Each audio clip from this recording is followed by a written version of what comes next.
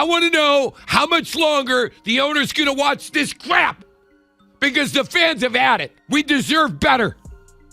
You're worried more about your stadium than you are your football team. That's the perception, Jimmy. There are times teams have a great offense and a bad defense. See Cincinnati for the past 3 years. Right. And they don't win. Our team had a bad defense and a bad offense. But this kid played well enough offensively last week for them to get a lead, to play with a lead, and they had a laugher, a rare laugher, where they were up 14 points in the fourth quarter or whatever it was. When have the Browns had a 14-3 lead at halftime? Come on. And the defense couldn't believe they got to play with a lead. And look at what they did. 10 sacks. 10. The kid brought energy. A whole new era. That's because they got a lead. That's because their quarterback took a shot. And the special teams made a big play. And the Raiders suck. The Cleveland Browns just won a football game. And suddenly, everyone in Northeast Ohio wants to talk about what could have been, what should have been, what would have been if Kevin Stefanski had just made the obvious call weeks ago. Tony Rizzo isn't holding back anymore. The legendary Cleveland sports host is asking the question that every Browns fan has been screaming at their television screens since training camp. Why didn't Shadeur Sanders start from week 1? Because here's the thing. The Browns just witnessed something they haven't seen in years. Energy, excitement, a quarterback who doesn't look terrified to throw the ball more than 8 yards downfield. Shadeur Sanders took the field in his first NFL start and didn't just manage the game. He made plays. Real, genuine, difference-making plays that had Myles Garrett and the entire defense jumping off the bench like they just discovered what offense looks like.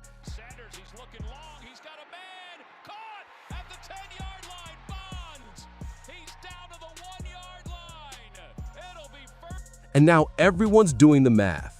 Everyone's looking at that defense, that elite, top-tier, 10 sacks in a game defense that's been wasted all season long. And they're wondering the same thing Rizzo's wondering.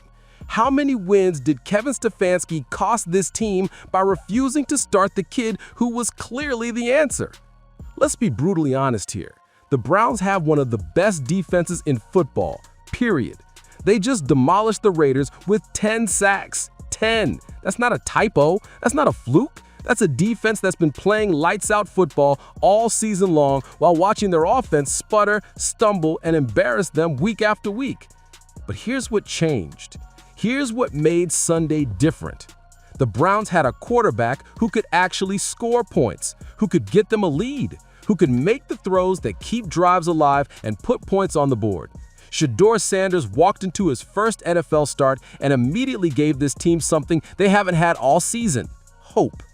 And Rizzo, he's not impressed with the moral victory.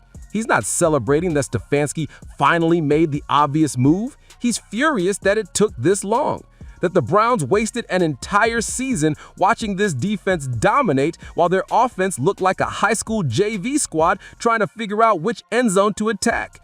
Pete Carroll said, quote, that pass to Isaiah Bond set the tone for the whole game. And the defense couldn't believe they got to play with a lead.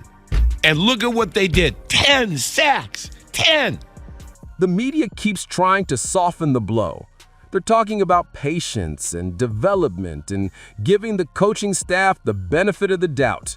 But the reality is staring everyone in the face. This defense has been championship caliber all season long, and they've had absolutely nothing to work with on the other side of the ball. Until now. That's not just analysis, that's reality. That's what happens when your defense realizes they might actually have a chance to win games instead of just keeping the score respectable. Myles Garrett and Malik Collins weren't just cheering from the sideline, they were engaged, they were invested. They were watching their offense actually do something productive for the first time all year. There's not many guys in the league that can make that throw. So that was a hell of a throw. I hope he can continue to grow and develop for making plays like that, and they'll take it from there. The Browns were supposed to be playoff contenders. They have the talent, they have the defense, they have weapons on offense. What they didn't have was competent quarterback play. And instead of giving Shadeur Sanders the keys from day one, Stefanski decided to run it back with retreads and veterans who couldn't move the ball if their contracts depended on it. Let's talk about what everyone's avoiding. The media keeps pushing this narrative that Cleveland will still draft a quarterback next year, that Shadeur is just a temporary solution, a band-aid on a bullet wound. But Rizzo's calling that out for what it is: complete nonsense. Why would you draft another quarterback when the kid you just put on the field looks like he can be your franchise guy? Sanders didn't just game manage his way through his debut.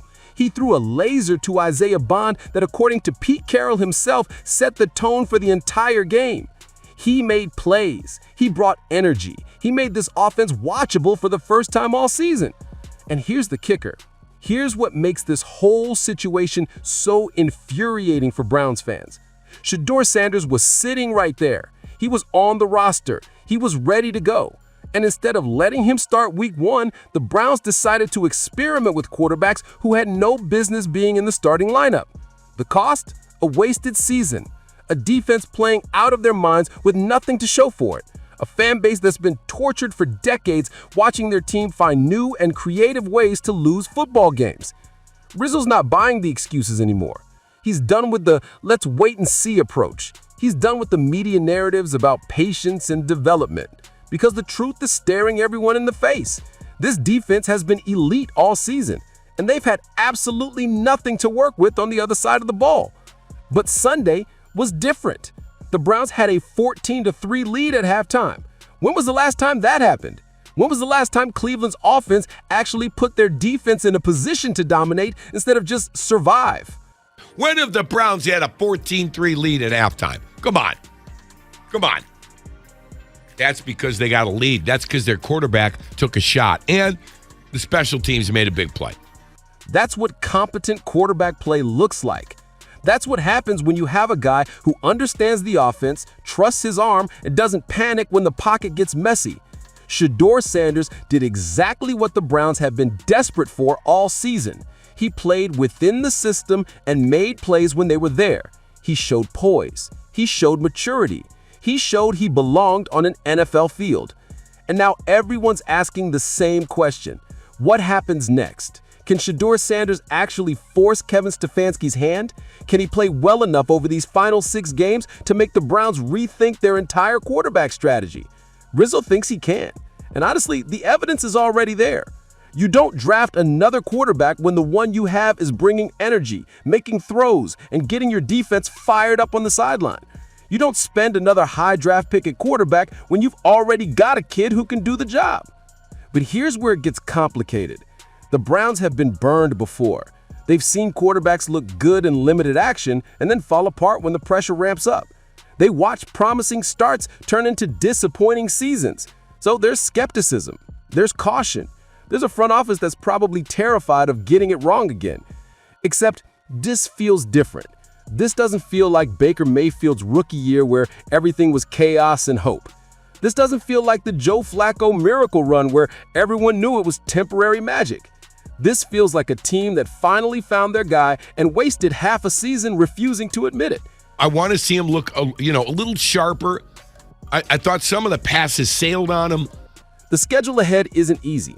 San Francisco this week with a defense that's going to test everything Shadeur Sanders has. But that's exactly what everyone wants to see. Can he do it against a real defense? Can he progress from week 1 to week 2?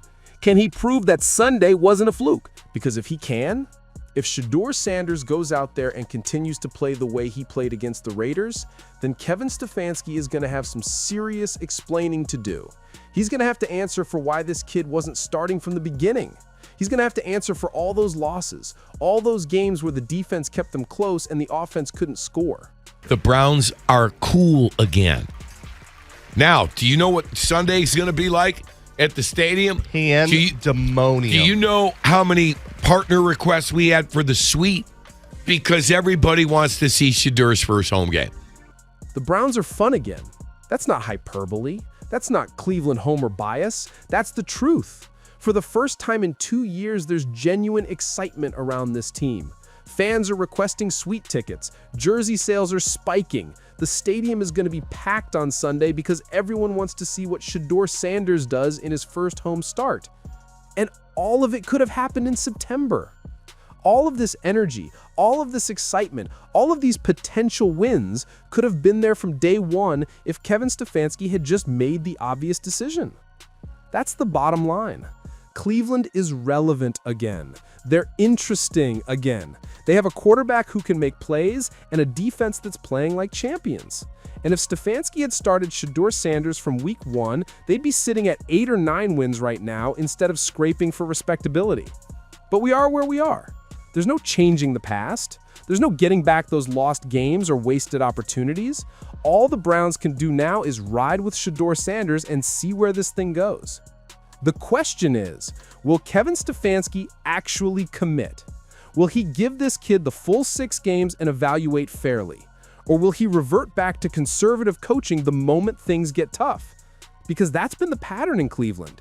Big talk, bold moves, and then right back to playing scared when the pressure's on. Rizzo's done with that. Browns fans are done with that. Everyone's ready to see what this offense can actually do with a quarterback who isn't afraid to let it rip downfield.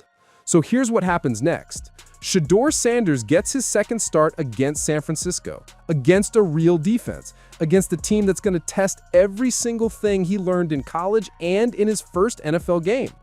And if he passes that test, if he shows progression and poise and continues to bring that energy, then Kevin Stefanski better be ready to answer some very uncomfortable questions about why it took him half a season to figure out what everyone else already knew. The Browns had their answer. They had their quarterback, and they wasted months refusing to use him. That's not hindsight. That's not coulda, woulda, shoulda nonsense. That's accountability. That's demanding better from a coaching staff that's been given every excuse and every resource to win football games. Shadeur Sanders just proved he belongs. Now it's time for Kevin Stefanski to prove he can actually develop him. Because if he can't, if this turns into another wasted opportunity, then maybe it's not just the quarterback position that needs an upgrade in Cleveland.